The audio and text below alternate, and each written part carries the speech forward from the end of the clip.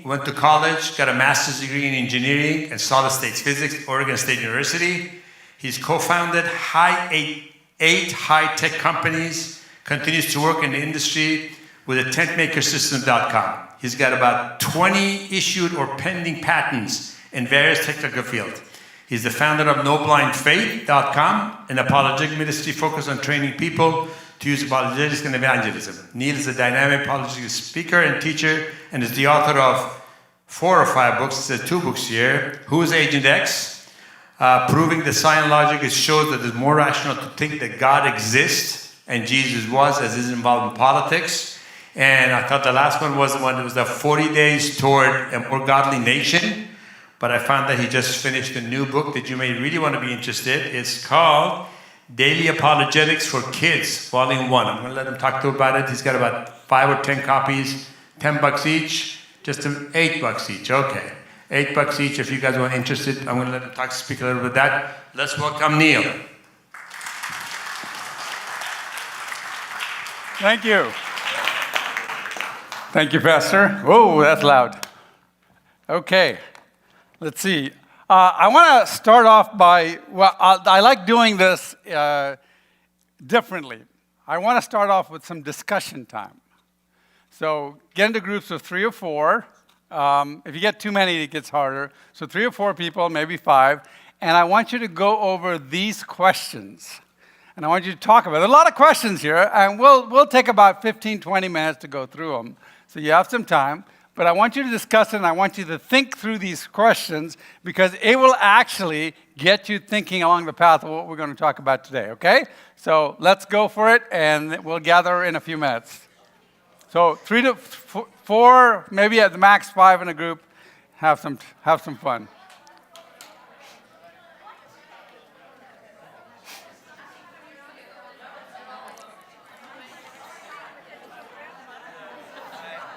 Nice to see you. Nice to see you. Hi.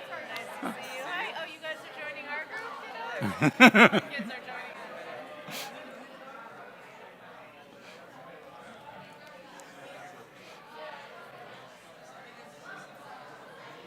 You can join them over here. Or either one. Oh. Go ahead and mute me. You can mute me, yeah.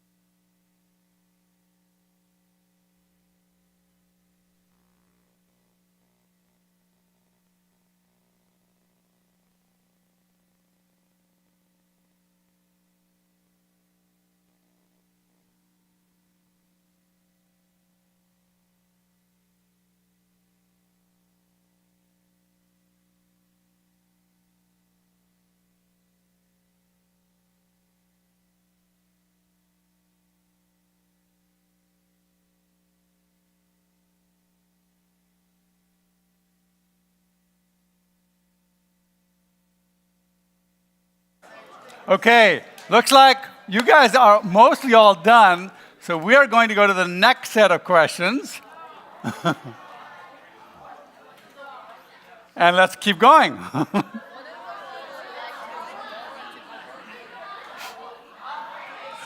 Go back.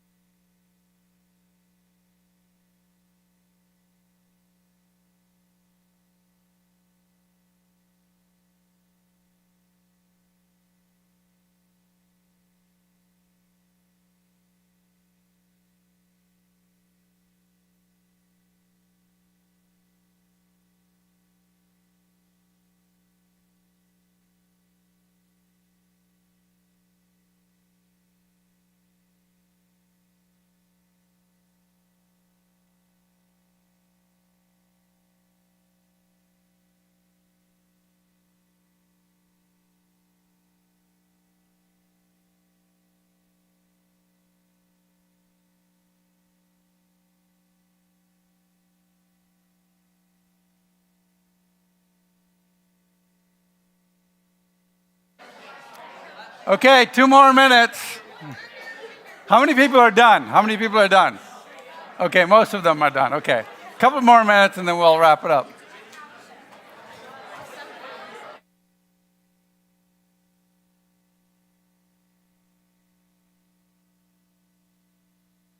Second Kings. I think it's Second Kings. Was that right? Is it Second Kings or First Kings? I think it's the second. Second Kings. Sorry, enough. It dropped off. I got to type that in. Thank you.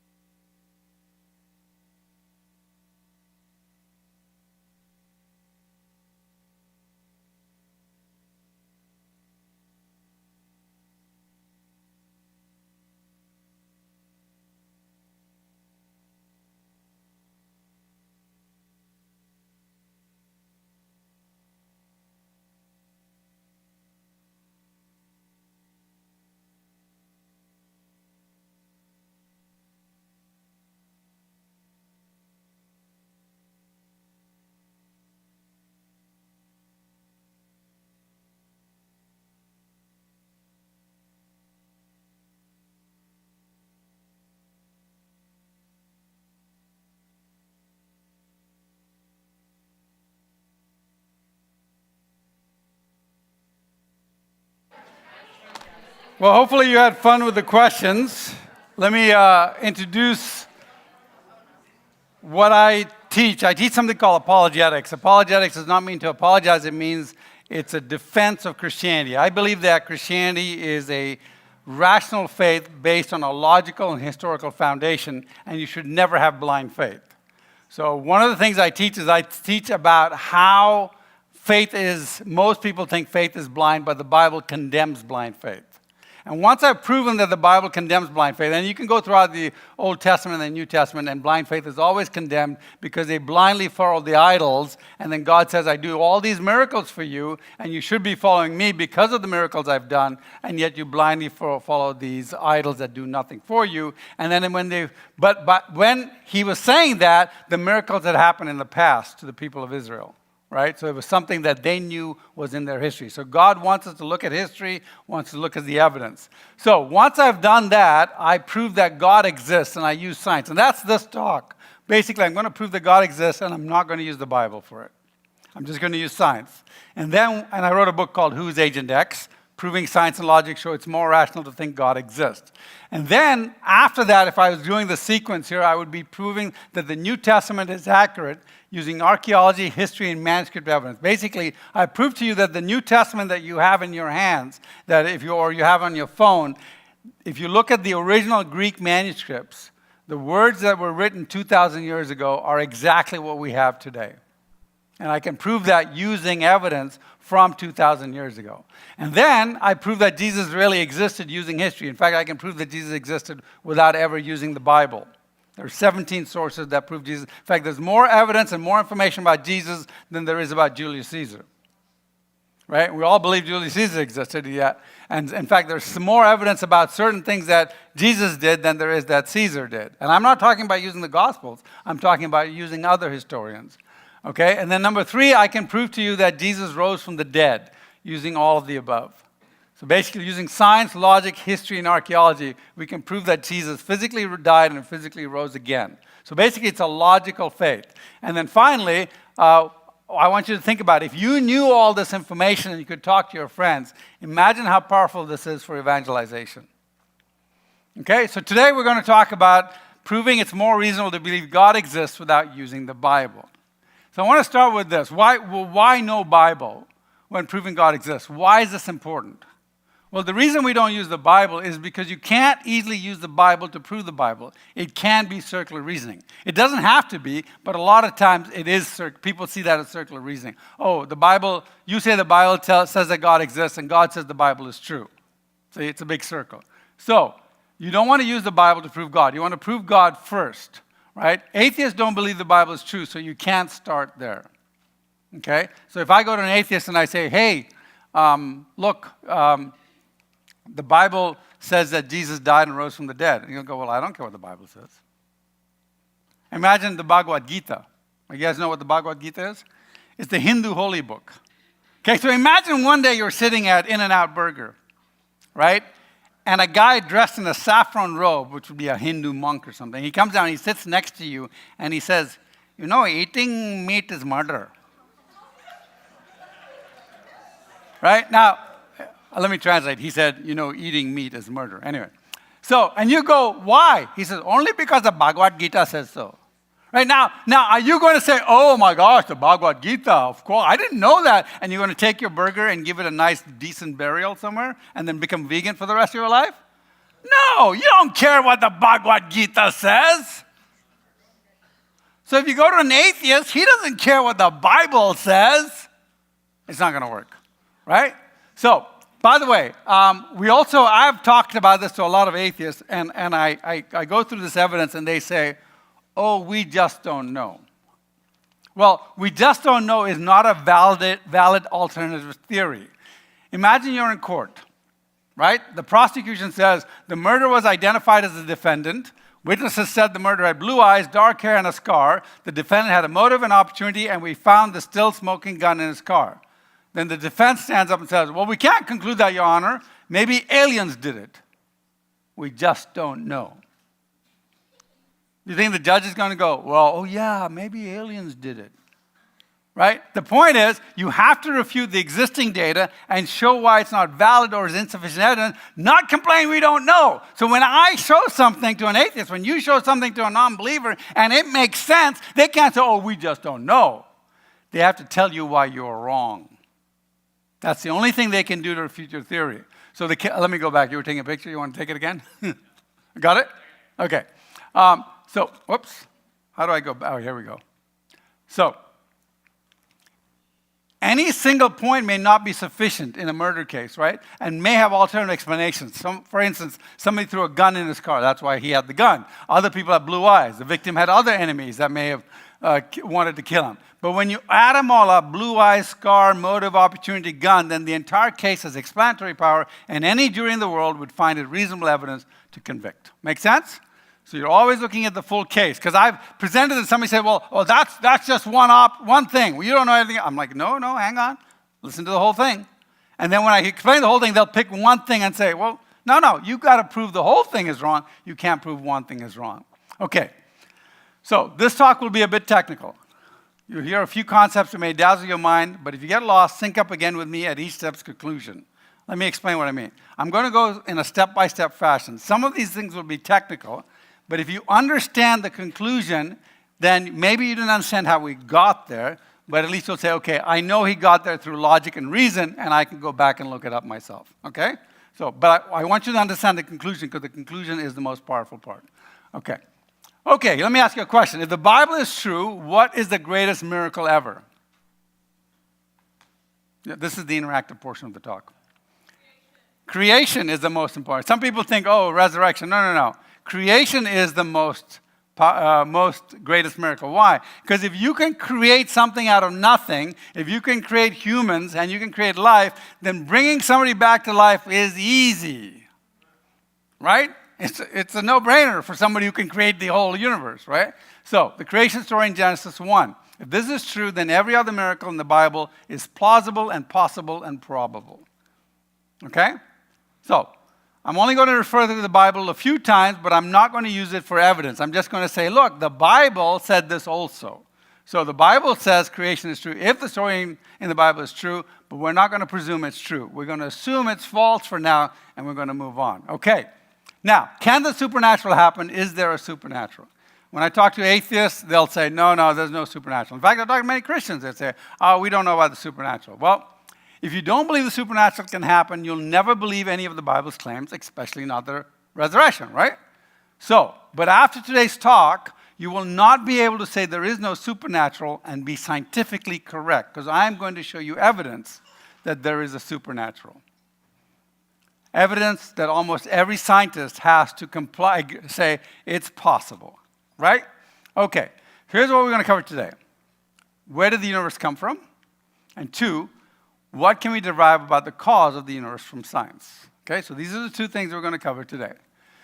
Now, here's something, by the way. If you ever get into argument, here's what I call Logic 101.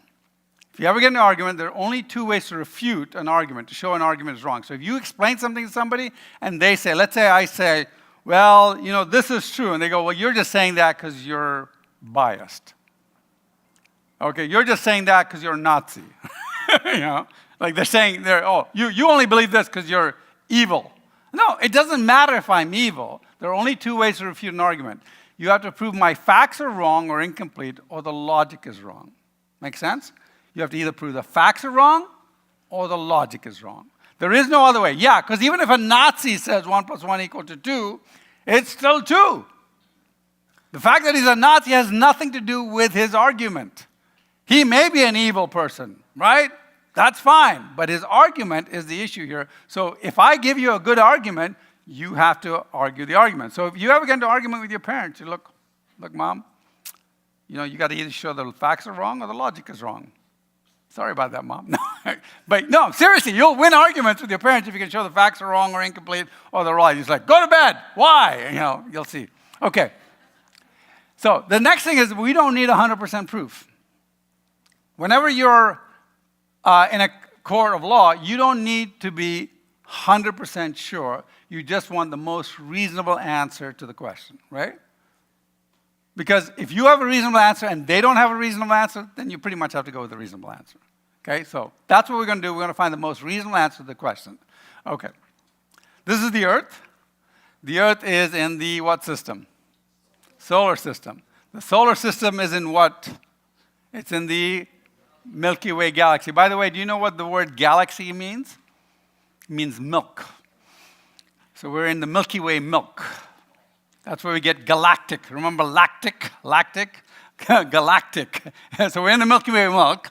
And there are other Milky Way. So they first called it a galaxy because it was milky, and then they said this is the Milky Way galaxy. Well, they're all galaxies. So anyway, so the Milky Way galaxy is in the local group. The local group is in the local supercluster. The local supercluster is in the universe. Okay?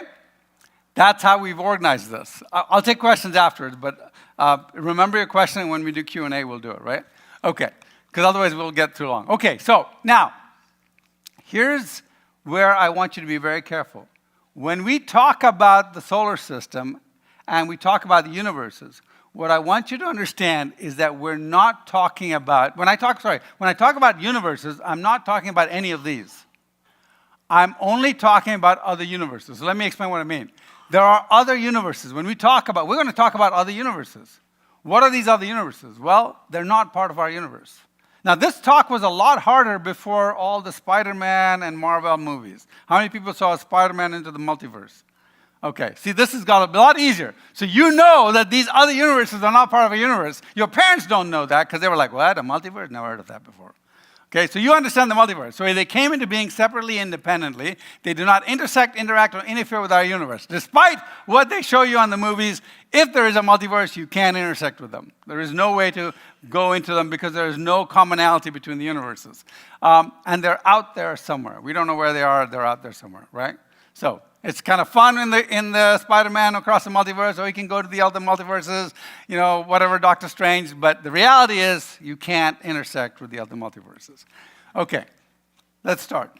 There are 4 major points I'm going to cover together, and these are the conclusions. Okay? 1, the universe is not eternal.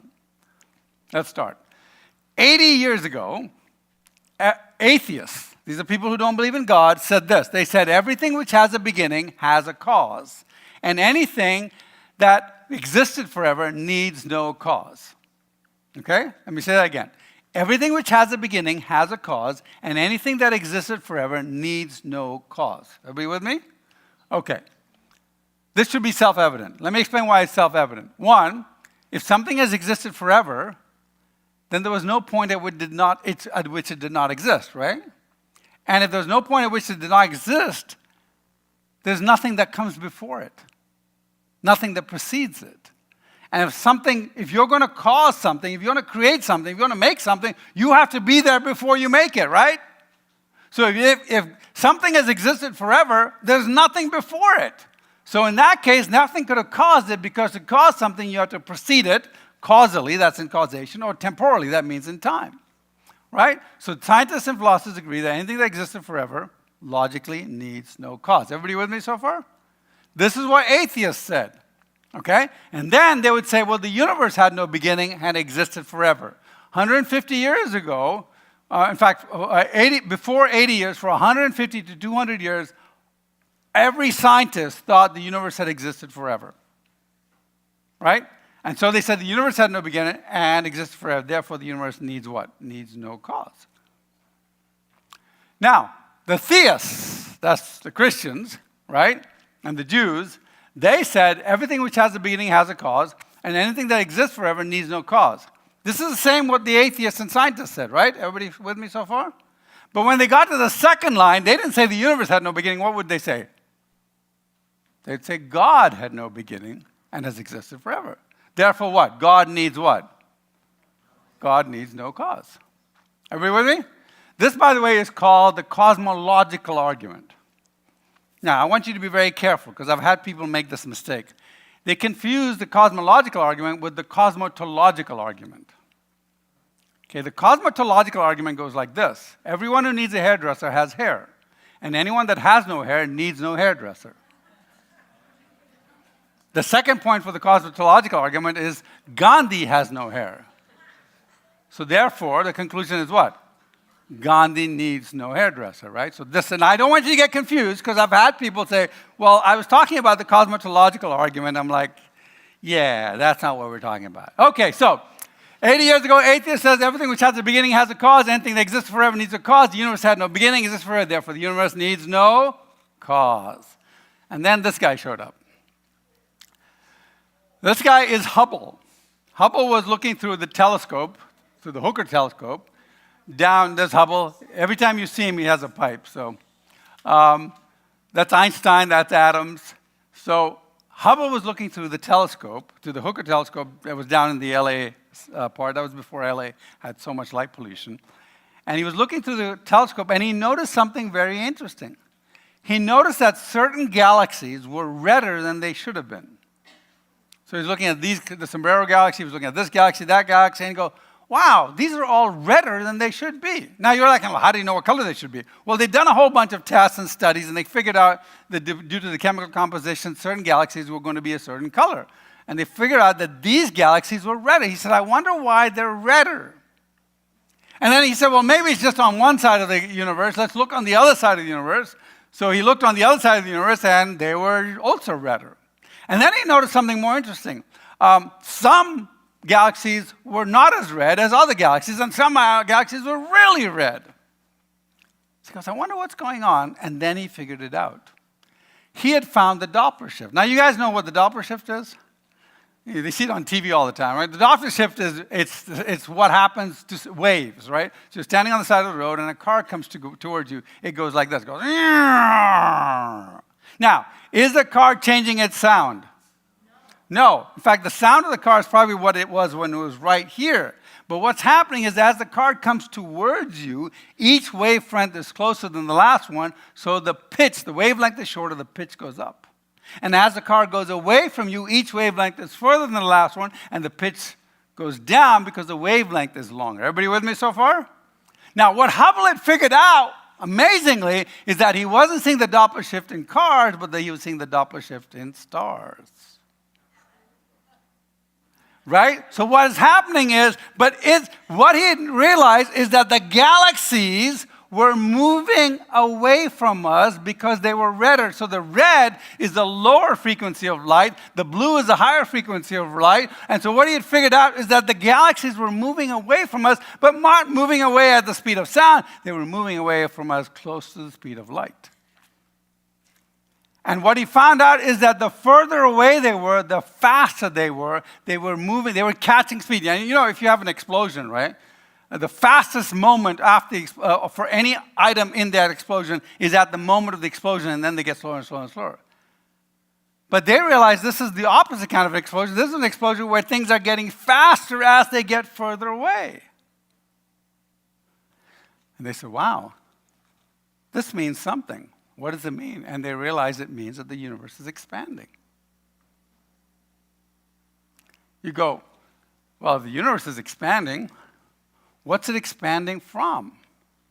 So they said, well, if the universe is expanding, then it's expanding from something. And it can't be infinitely old, or it finished expanding eons ago, and we'd see nothing but fuzzy light out there. Think about it. If the universe was expanding for all infinity, and everything was moving far away, and infinite years later, where would everything be? So far away, you wouldn't be able to see any other galaxies. Right?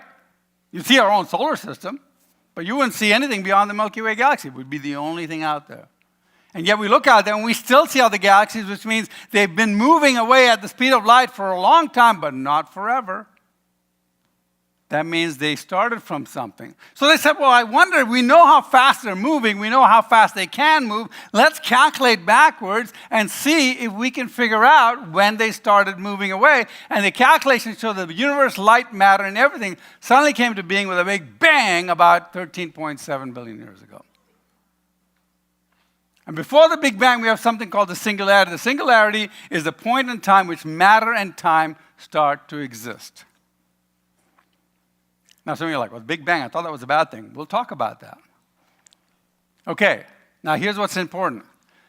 The Big Bang says at the beginning of the universe, well, first of all, it says there's nothing really like space and time, just a single thing called space-time.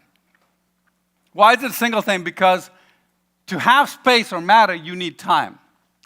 To have time, you need energy. To have energy, you need matter.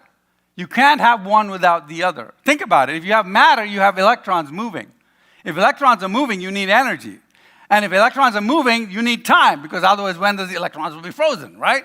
So you need time, you have energy, you need to have matter. But then you can't have time without matter, and you can't have matter without energy, and it's all tied together, and they all came into being at the Big Bang. Houston, we have a problem. What's the problem? Remember, atheists said everything which has a beginning has a cause. Anything that exists forever needs a cause. The universe had no, we got a problem, point 2, don't we? Because suddenly what? The universe had a beginning, has not existed forever. So what does that mean to number 3? The universe does what? It needs a cause. Oh, were the atheists mad? Oh, were they upset? This theory came about by a Catholic priest who was a cosmologist. He had degrees in physics and mathematics, and he sat down and he calculated out, he said the universe had a beginning. And then Hubble came about later and said, oh, yeah, we just verified his theory. Until that time, they could make fun of the priest, But now they couldn't make fun of it anymore, but they still made fun of it, and they called it the Big Bang to make fun of it.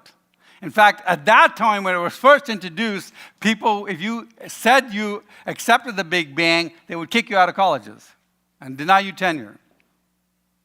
Right? Basically, banning back then, right? So, here's the question, though.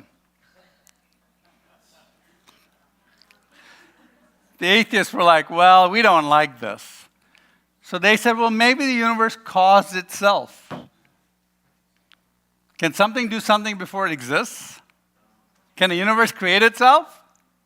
Can you pay your parking fee before existing? No, right? So the atheist said, okay, fine. Okay, maybe the universe didn't cause itself, although Stephen Hawking tried to prove that the universe caused itself, which was kind of silly, if you think about it. But the atheists say, no. By the way, all the pictures are actual pictures from NASA. So atheists say, well, no, okay, fine. So what? We're not going to get stuck with this guy. You know, we're going to come up with something. Since we grant you the universe had a beginning, fine, we'll give you we'll accept the universe had a beginning, but what gave rise to the universe had no beginning. Hyperspace, or some unknown subatomic quantum agent that existed forever with cause, that created the universe. See what they're doing?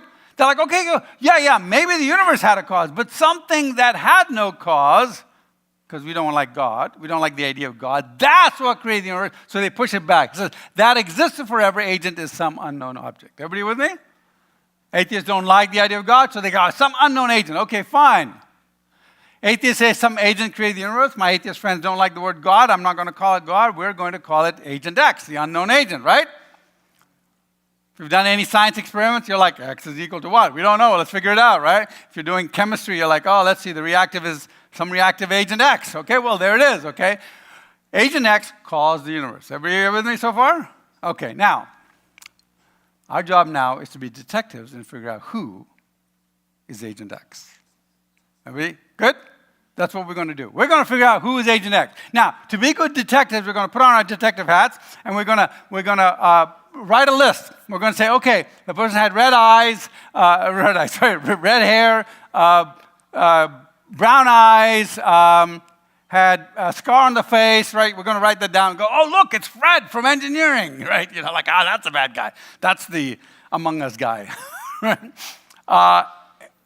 Some of the kids know who I'm talking about. The parents are like, who? Never mind. Okay. So we're going to find out who Agent X is, right? And we're first going to write down, well, what do we know about Agent X? We know some things about Agent X. What do we know? What's the first thing we know about Agent X? Go ahead. Oh, sorry. Agent X, he's powerful enough to create a universe, right? What's something else we know about Agent X? Pardon? He has no cause, right? We'll come up to it, but that's a good point. Actually, we'll come back to it. But well, there it is. Actually, I forgot it was the second point. Yes, he has no cause. He exists forever without a cause. With me so far, these are the two things. Okay, now let's study infinity here. You guys all know, you all have studied math. I want you to teach you something about infinity. Let's subtract with infinity, right? Infinity minus 1 is equal to? Infinity. You can be a bit more sure about that. Infinity minus 1 is equal to? Thank you. Infinity minus 1 billion is equal to? Infinity. Now, I'm not going to say infinity minus infinity because that's undefined. Mathematics says that's an undefined term because we don't know what that is, right? It's not 0. Okay, so how about dividing with infinity? Infinity divided by 1 is equal to? Infinity. How about infinity divided by 1 billion? Again, equal to infinity. So you can divide it. But now, again, we don't want to do infinity divided by infinity because that's undefined, okay? Okay, now, let's ask ourselves. Here's what the atheists say. There's no evidence that God did this. Agent X, they say, should become something mindless like a quantum fluctuation. You're like, what's a quantum fluctuation? Never mind. It's something, right? It's a technical term. They use it all the time. And they're wrong about it, but we'll show them that. Okay, something mindless like a quantum fluctuation. Now, if you have something mindless, we have two options, right? The fluctuation is going to make one universe and then stop, or the fluctuation is going to make universes on a regular basis. Can it do anything else? No. Why? Because it can't do anything else because it doesn't have a mind. Remember the printer in the questions? The printer has no mind. It's just doing one thing or the other, right? Okay, so it's what we call mechanistic. That's a word to say that it has no mind, it has no brain, it can't think. It just does stuff that it was programmed to do. Okay? So let's look at option 1. Right? Here is the universal causality line. It's not a timeline, it's a causality line. Eternity passes way back there off screen. If something with no free will and no mind, like a mechanistic fluctuation, existed for all infinity outside of time and was going to create one universe, when would it have created that one universe? If the printer was going to print one printer in the past, how long ago would that printer have printed that picture? Remember the questions? Eternity ago, right? So if the universe was going to, if something was going to create a universe and it had no mind and it existed forever, when would it have created that universe? Eternity ago, right? So, now, this is, by the way, the toughest part of it. That's why I asked you the question. Now, let's look at it. But the universe is not eternally old, nor is it eternally lasting. Okay? William Lane Craig, who's a philosopher, says it can be plausibly argued that the cause of the universe must be a personal creator. For how else could a temporal effect, as an effect in time, arise from an eternal cause? For example, if the cause of waters, remember the questions? If the cause of waters being frozen is the temperature being below 0 degrees, then if the temperature were below 0 degrees from eternity, then any water present would be frozen for how long? For eternity. Right? So if something was going to cause the universe to happen, that would have already happened eternity ago, but the universe is not eternally old, right? But the only way to have an eternal cause, but a temporal effect, as an effect in time, would seem to be if the cause is a personal agent who freely chooses to create an effect in time. For example, a man sitting for eternity may will to stand up, hence a temporal effect may arise from an eternally existing agent. So the only way you can have an agent with no mind creating the universe is if it was eternally old. Or there's another option. What was the other option with the printer? It was creating prints on a regular basis, right? So let's look at that. Oh, but by the way, what about collapsing and expanding universes? Somebody will say, well, what if the universe, there was an eternally old universe, it collapsed, it expanded, collapsed, expanded, collapsed, expanded. So that's why we're seeing a universe that doesn't look that old. Well, here's the point. If our universe kept collapsing, expanding, after each cycle, residual energy would be left over. We would be able to measure it, but we don't see any. So the scientific evidence is against this. Now, I know some of you are saying, but Neil, what about loop quantum cosmology? Don't worry, I'll deal with it next, okay? So hang on. Get off my case, man. Okay. So, option 1, it does not work. Everybody with me? Option 2, the fluctuation is going to make universes on a regular basis. Let's look at option 2. So here's our universal causality line, eternity past, somewhere out there. There's the future. If something with no free will and no mind, like a mechanistic quantum fluctuation, existed for all infinity outside of time, was going to make more than one universe, let's say it was making universes every billion years. Let's say it made a universe every billion years. How many universes would there have created by now? A billion? It was creating universes every billion years. How many universes do we have by now? 13. But infinite again. Why?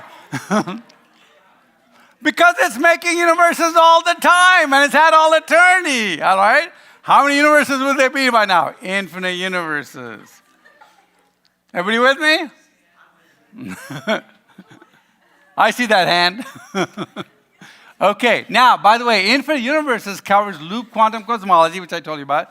And this is interesting. Covers atemporal causality. Each of the infinite universes are created the same non-time 13.75 billion years ago. It also covers bud universes, fractal universes, spontaneously generated universes, randomly generated universes, quantum, and sequential universe, like one universe after another and after another. Everybody see that? It covers all these. You would have infinite universes. And it covers diminishingly small universes. Well, like one universe makes a small universe, a small universe. Do you ever see Men in Black? The first one. Right? At the end of it, there's like a guy playing marbles, and inside the marbles, like, that's the diminishingly smaller universes. Right? Okay, so are there multiple infinite universes called the multiverse? By the way, it's called the infiniverse. You know, in the book, it's in the Marvel movies, it's the multiverse because it's not infinite. It's controlled. But there is no evidence for infinite universes. You can't see, touch, taste, or smell, hear, calculate, or measure any of the effects of these universes. Here's the thing about infinite universes. We can't measure them. We can't capture them. We can't see them. We can't interact with them. Despite what the Marvel movie says, we can't interact with them. There is no evidence for infinite universes. Now, let me ask you this. The atheist falls back on the infinite universes, but there's no evidence for the infinite universes. We had a debate here downtown San Jose with an atheist, and there was a friend of mine, he was 18 at the time, and he said he would debate him, and he invited the president of the Silicon Valley Atheists to debate him. And my 18-year-old basically beat him, right? We did a survey, and everybody said, he won. But halfway during the Q&A, the atheist, my friend says, well, the only possible answer you can have is that there are infinite universes. And the atheist literally said this, there are infinite universes. I know there's no evidence of it, but you have to believe me.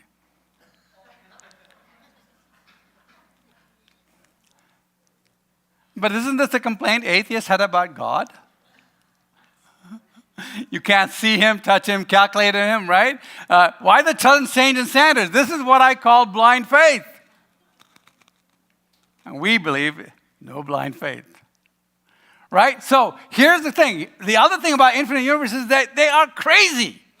Here's the consequence of infinite universes. If they're infinite universes, there are almost infinite yous out there watching the same presentation with me, and there'll be almost infinite yous over and over and over and over again.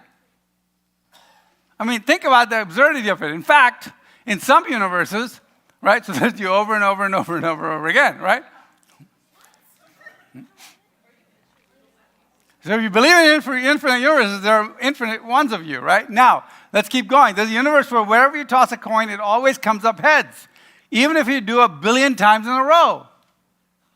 There's a universe where you're the one giving the presentation, and I'm sitting where you are. Another universe, I'm sitting 2 rows over. Another universe, I'm sitting 3 rows over, right? I mean, it doesn't make sense. In fact, I told my friend, in fact, the guy in the picture, I said, look, let's say you don't believe it. He's an atheist. I said, you don't believe this?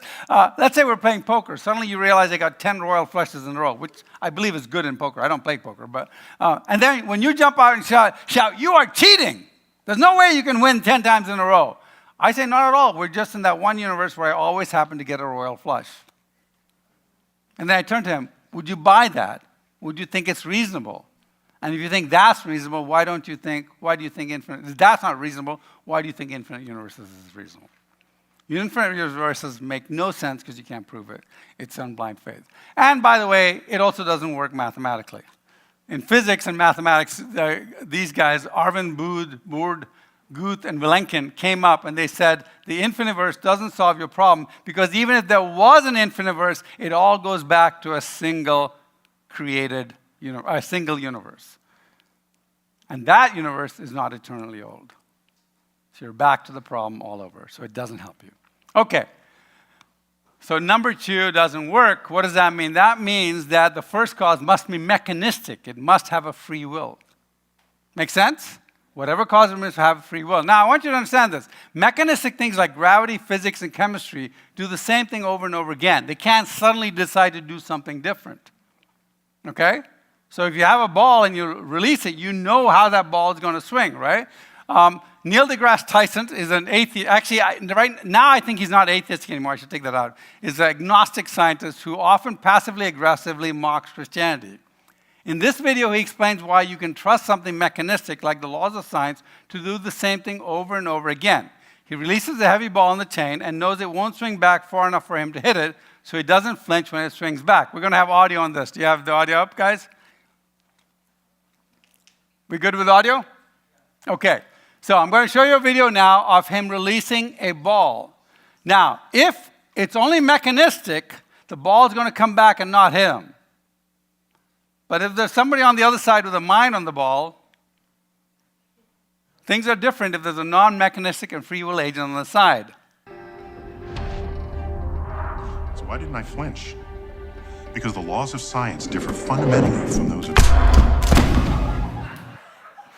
If there's a non-mechanistic agent on the other side, keep the volume up, please. If there's a non-mechanistic agent on the side, you don't know what's going to happen because he has a free will. Let's watch it again. It was so much fun.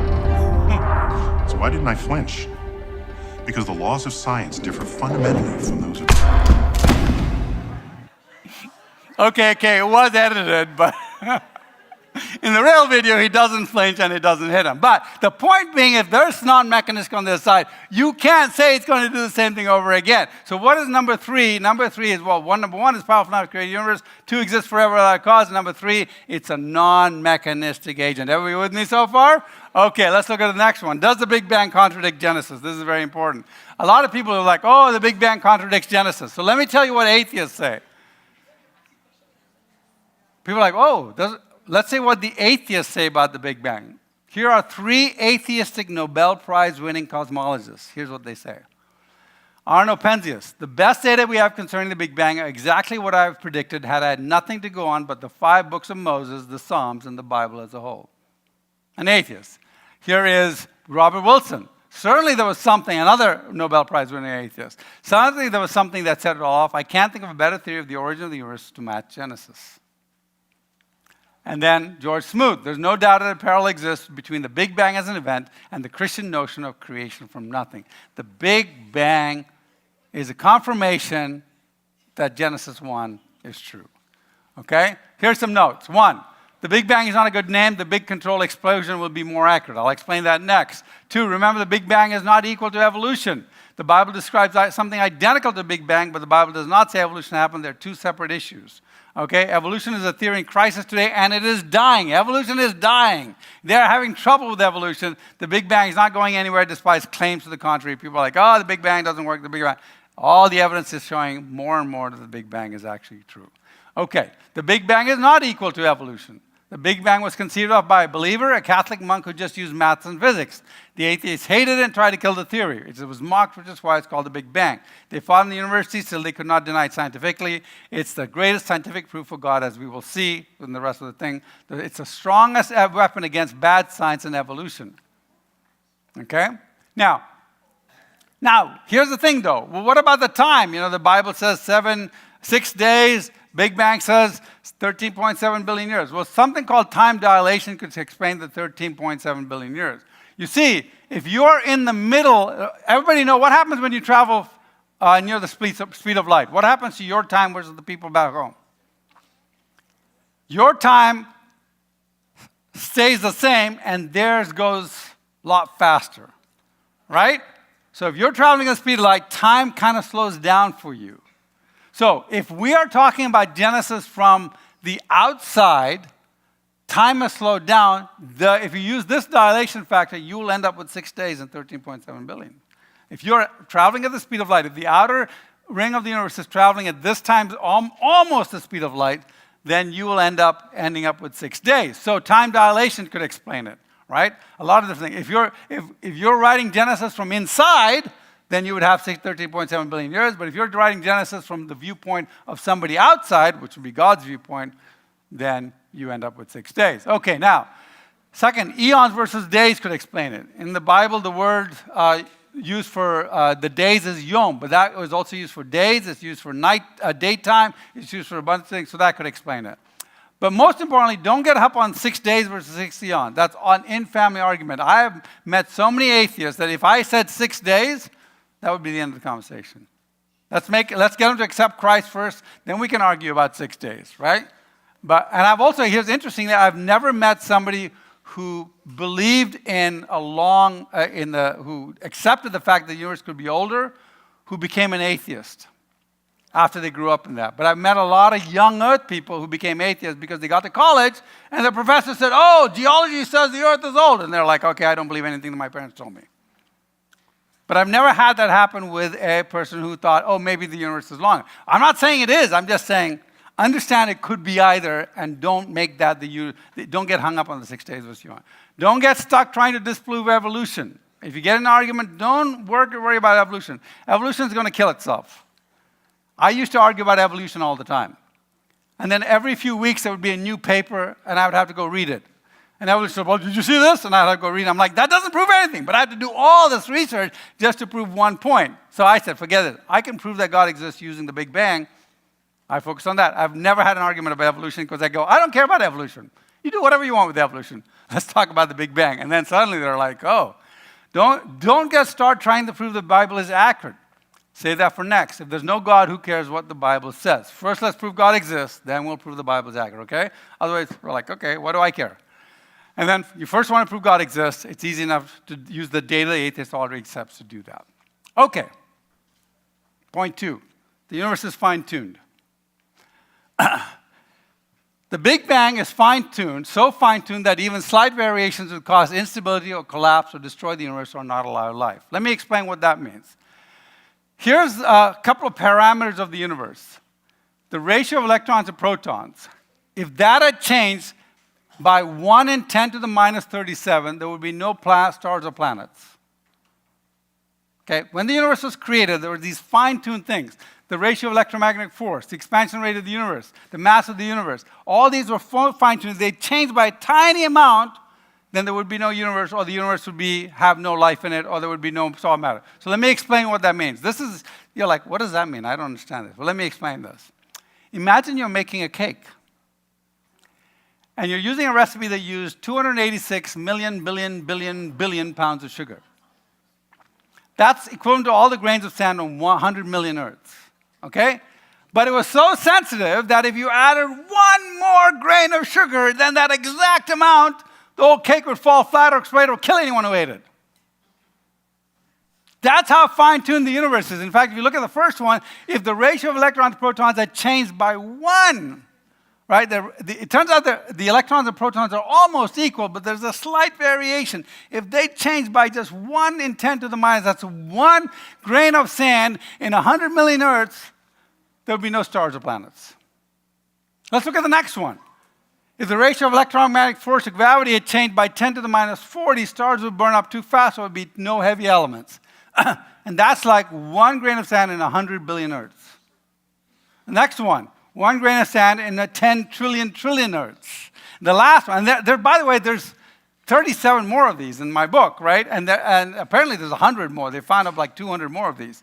The mass of the universe had changed by 10 in 10 to the minus 59. That's 1 grain of sand in 100,000 trillion Earths. Now, what does that tell you about the universe? Agent X does what? He knows, he's knowledgeable enough to fine-tune the universe. Are we with me? Okay, let's go to the next one. The Earth seems designed for discovery. Let me explain what that is. Earth seems to be in a very special location that seems to allow scientific discovery. So, here's the first one. The equations that define the universe reduce to simple, humanly comprehended equations. There's no natural requirement for this to be so. Think about it. What's the most famous equation about the universe that you guys know? No? Yes? Yeah. E equals MC squared, right? The most famous equation. Why is this equation so simple? If the universe randomly got created out of something, why is this equation so simple? Why isn't it something? Now, it also shows that we're getting close to the right answer. What happens is that as physicists learned that the equations were really simple and symmetric, they realized that they could, when they got to an answer that was too complex, they were like, something's wrong here because we know answers are never this complex. We want a simpler answer, and they keep looking, right? So, for instance, now these are Maxwell's equations. This is what, when I was in college, this is Maxwell's equations for electromagnetic radiation. So I used to have a shirt that said this, and I could actually derive this. I've forgotten how to do it now. And it would say, it says, and God said, it would say these things, and it says, and then there was light. Right? So these are Maxwell's equations. Now, here's what you don't see in here. Shh. Maxwell's equations are symmetric. If you put them in a grid, they're very symmetric, okay? I don't want to take the time. But here's the second thing is, the transparent atmosphere. Why do we have a transparent atmosphere? Why can we see out? Many planets have no atmosphere or have an opaque atmosphere. Now, we got to have some atmosphere, otherwise you can't breathe. But why don't we have an opaque atmosphere like Saturn or Jupiter? There's no requirement to have a transparent atmosphere. But if it wasn't for the transparent atmosphere, would we be able to see the stars? It's a lot easier to have a protective atmosphere that's not transparent. But why do we have transparent? That's a lot of work. There is a requirement for life to have a radiation protective atmosphere. But a transparent atmosphere allowed early scientists and amateurs to actually see way out there and study cosmology. Okay. Our location in the spiral arm. There we are. Right there. Right there. See? When I move my head, you see it move right there? Okay. Okay. We got at least another 15 minutes, though. So, okay, let's keep going. We'll do it real quick. So, because I thought we went to 9:30. Sorry. Okay, tell them to come in. Tell them to come in. Okay, our location in the spiral arm, because I want to answer all the questions. Okay, so imagine where we are. If we were too low, too deep, or too close to the interior arms, we'd never be able to see past our own galaxy to discover the Big Bang. So let me give an example. This is our closest nebula, sharpless 2416. This is the Tarantula Nebula. Let's say tomorrow you wake up and you go outside, and at night, right now you wake up, but in the evening you go outside, and suddenly we are close to the Tarantula as we are to the sharpless 2. If you go outside, that's what sharpless 216 looks like. But if Tarantula was as close to it, this is what you'd see at night. It would be so bright you would see your shadows at midnight. You would not be able to see past our galaxy to see the Big Bang, to prove the Big Bang. Okay, so who's this silly patent clerk from Switzerland? Who knows? Who is a patent clerk in Switzerland? Anybody know his name? Albert Einstein, right? He came up with a theory, and he said, hey, I have a theory that if you have a heavy object, light will curve around it. But he was a patent clerk. He had no public publications. He had nobody knew who he was. And he said, look, if I have a theory, if I can use the star, a sun, and see the star behind it? If I have a star behind the sun, the light from the star will curve around the sun. And that will prove that my theory is true. And everybody's like, well, how are you going to do that? He says, well, we've got to have something that covers the sun. Because if you can cover the sun, right, we need just the right size object to cover the sun. If the thing that you cover the sun is too big, it's going to cover the star behind it. If the thing that covers the sun is too small, you're going to see the sun, and it's too bright, and you won't see the star behind it. If it's too far away, our calculations are imprecise. They said you need something that's precisely the right size to cover the sun. Well, guess what? We have something precisely the right size. It's called the moon. And doing that, they did this experiment. See this experiment here? This is the actual experiment they did. These stars are actually behind the sun. But because of the gravitational pull of the sun, it curved the light around, and that made Einstein what? And guess what? The moon is exactly 400 times more and 400 times closer than the sun. There is no other galaxy that we've ever studied with any planet with that same ratio where they have a moon that can cover their sun so perfectly. This experiment could only have been done on Earth, no other planet. And that made Einstein an overnight sensation, and then he became the Einstein we know. Before that, he was a nobody. Okay, let's keep going. We'll skip that one. Okay, so number 5 is what?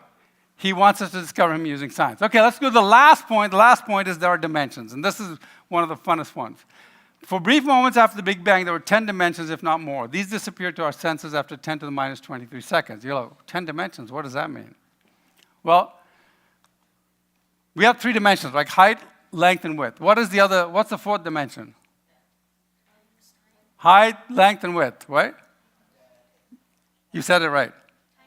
Time is the last dimension, is the 4th dimension. It's only half a dimension because you can only go one way in it, you can't come back with it, but you can go back and forth in all the other ones. But I want you to watch this video, make sure the volume's up, and this will kind of show you what if you were a 3-dimensional being and you tried to talk to a 2-dimensional being, right? At the Big Bang, there was a 4th spatial dimension. So let's watch this video.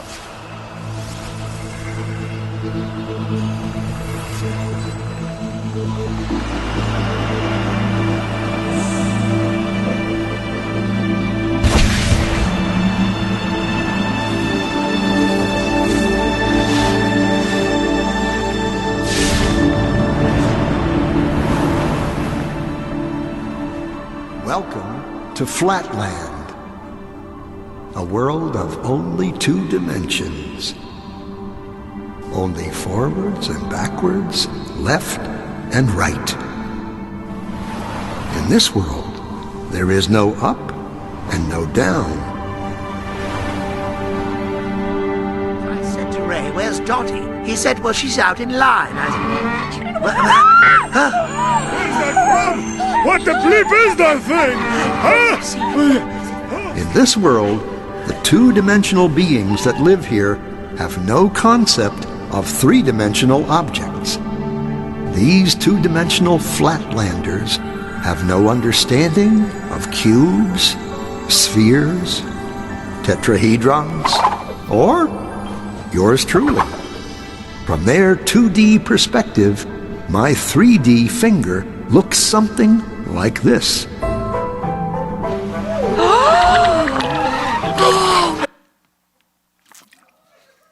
What happened?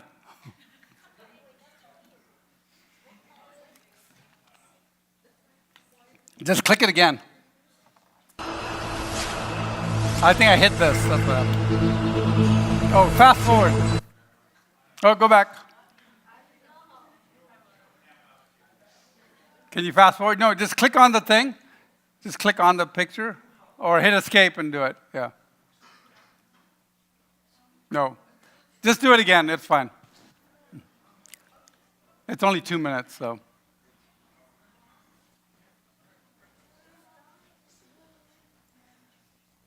Everybody's like, I want to see the video. Sorry, guys. That was my mistake. There we go. That's fine. You can drag. If you can drag down here, yeah. It won't let you? Don't worry. Just play it. Just play it. It was only a couple minutes.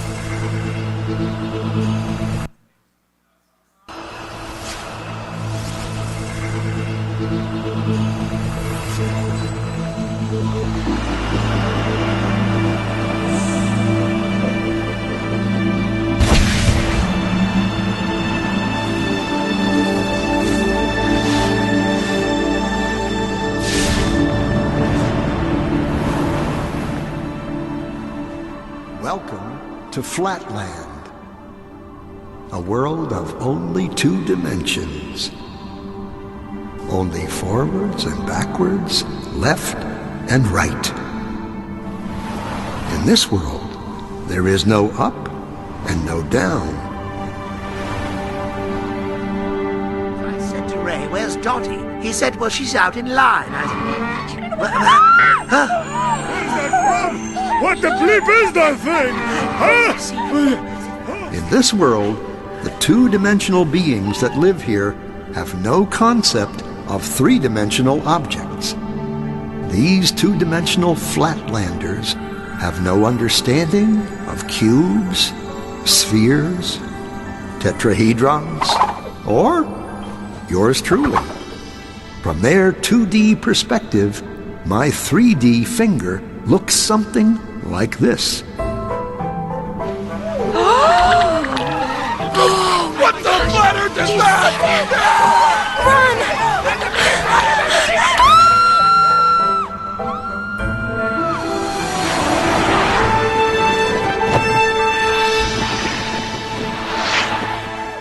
Hello, little circle. Fear of the unknown. Or should I say, not yet known. It's a puzzle. If we see only what we know, how does anyone ever see anything new? The unknown. How do we ever get out of our box? Hello, little circle. Don't be afraid. Who said that? Where are you? This is always the tricky part to explain. I'm in another dimension, another space. I am above you. No, never use that word. What word? The A word.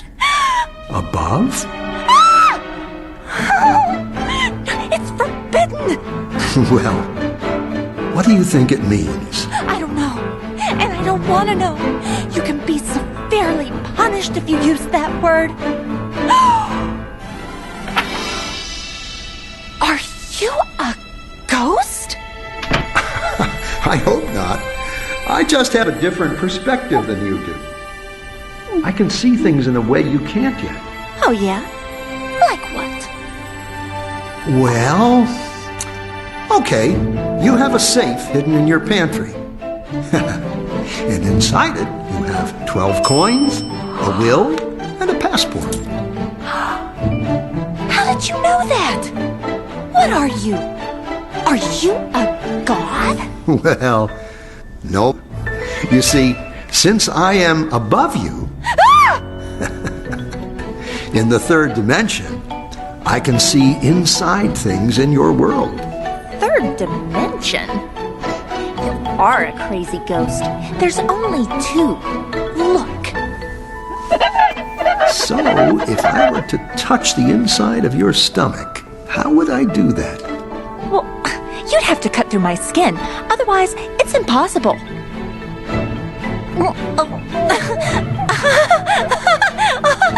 Stop! Stop! Ready for more? More what? Dimensions. Oh, Directions. no. Yes, but there aren't any. More? What will happen to me? What will I become? You'd have to become it to know. Okay. Excellent.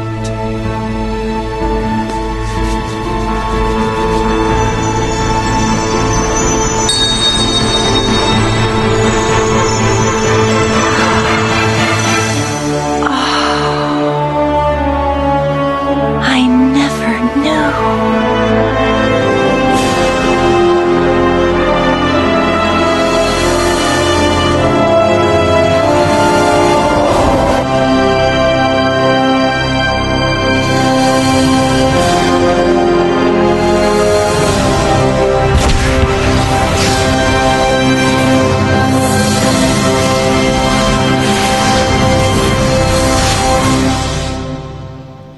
Isn't it funny?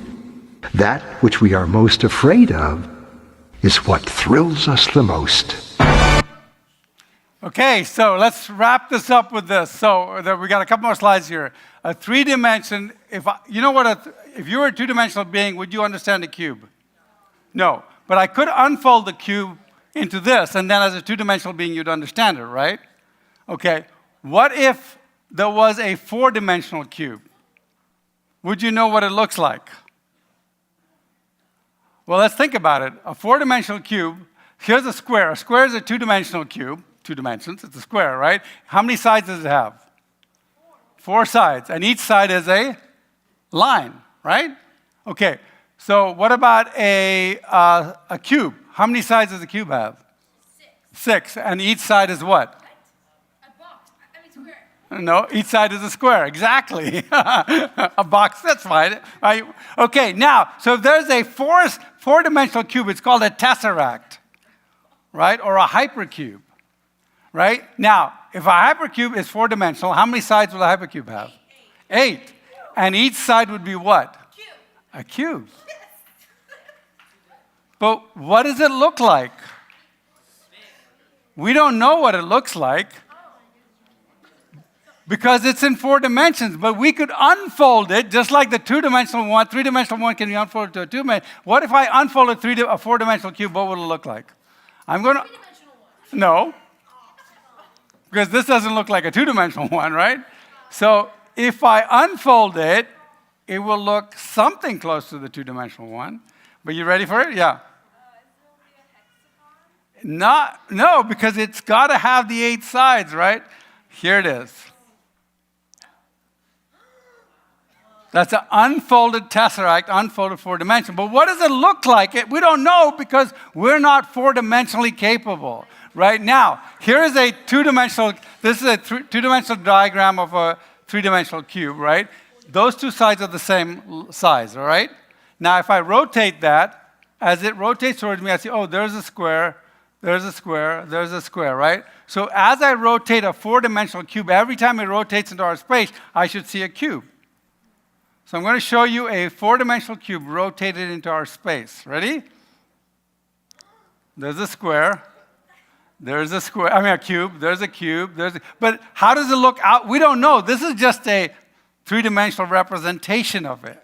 We don't know what it looks like all put together. Now, why is this important? Well, first of all, think about if I had a circle and I brought it, a two-dimensional circle, I brought it into a one-dimensional plane. First I see a dot, and then see how it expands to the full length of the diameter of the circle. Okay, what if I had a cube? When I bring the cube in, first it touch a cube onto a two-dimensional, let's say I have a ball, and I was bringing it into a table, right, or a piece of paper. First I'd see a dot, right, and then it would, as a two-dimensional being, you'd look at it, you'd say, oh, look, there's a circle. And then you'd see, oh, look, it disappeared. It went away into a dot. See how that happens? So if I had an apple, and I brought it into a table, first you see the tip of the apple, you see the diameter of the apple, and then it disappear again as a two-dimensional being. So now, and this is basically what it looks like, right? Okay, now let me ask you, what if I brought a four-dimensional ball into our space? That's called a hypersphere. What would I see first? First I'd see a small dot. I'd see a small sphere. It would grow to the full size of the sphere in 3 dimensions and will shrink back down again. Okay, let me explain. See, here's it happening in 2 dimensions. Here it's happening in 4 dimensions. So here's a 4-dimensional hypersphere coming into 2 dimensions. First I see a small sphere. It grows, and then it disappears as it leaves our space.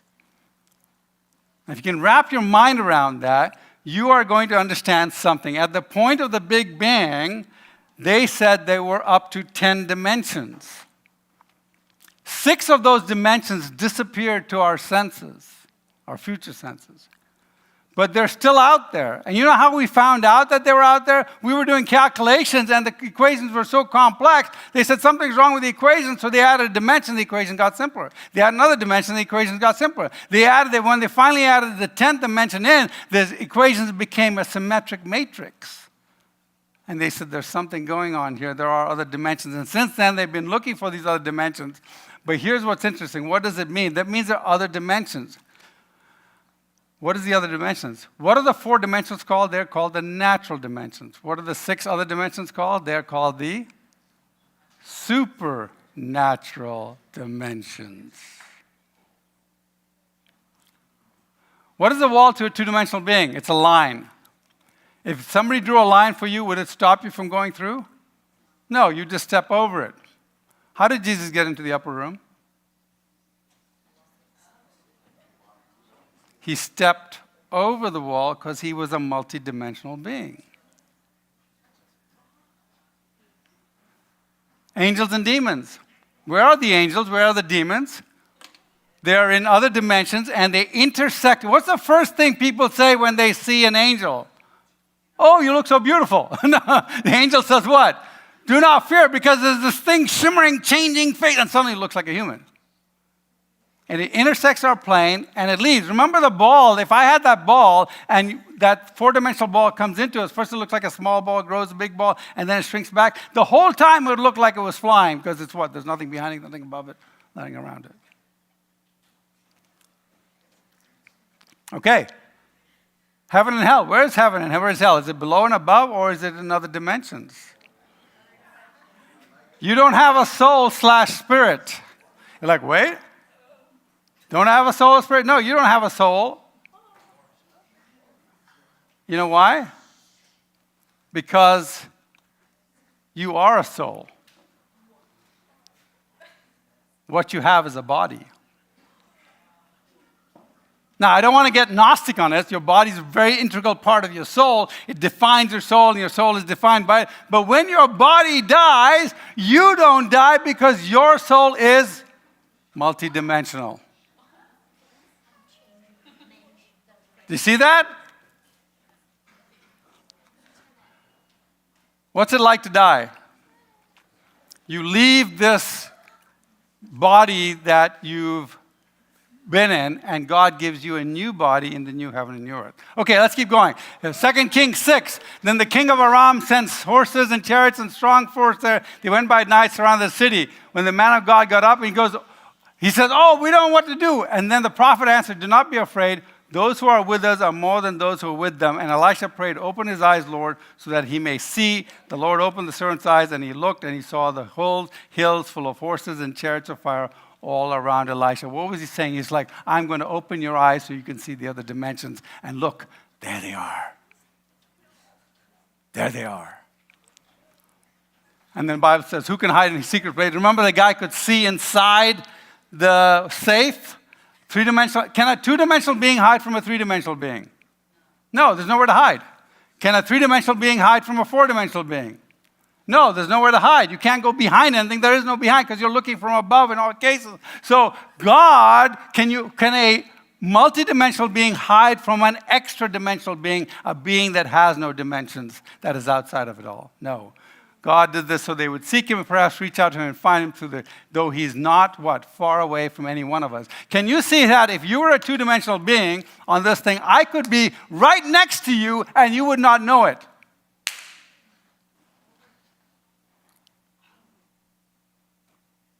Why? How come when somebody dies, their soul, their body doesn't weigh less because their soul leaves? Because it's not dimensional. It's not in our dimensions. Okay.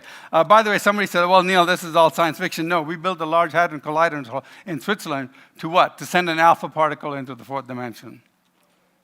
Why would you spend $3 billion for science fiction?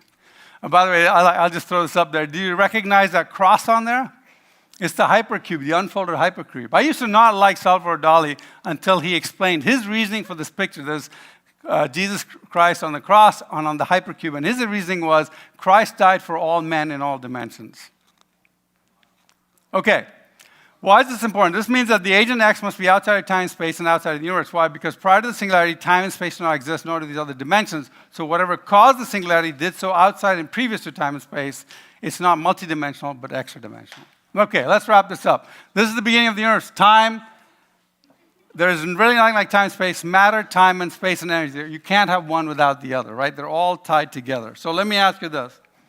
Agent X is not made of what? Matter, right? Does not need?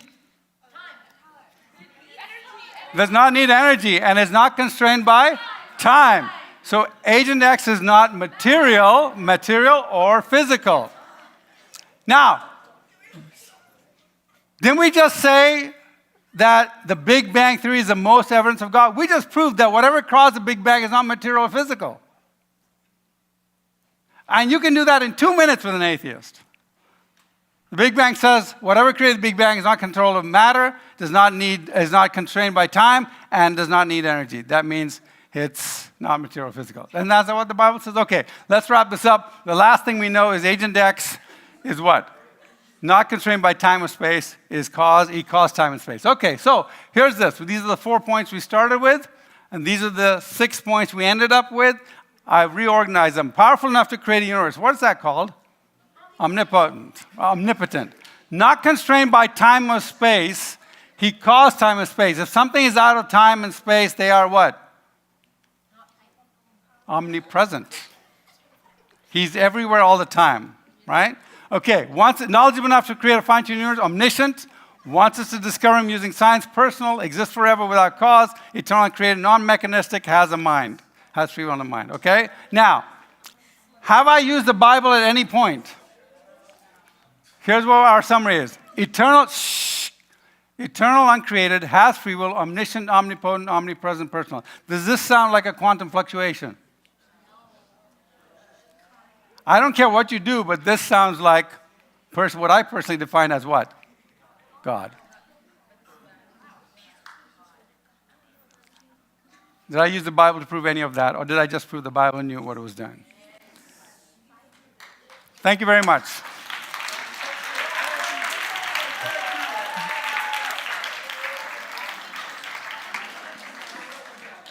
Sorry I kept you guys so late, but thank you. Thanks for your patience. Have a great day. You want to...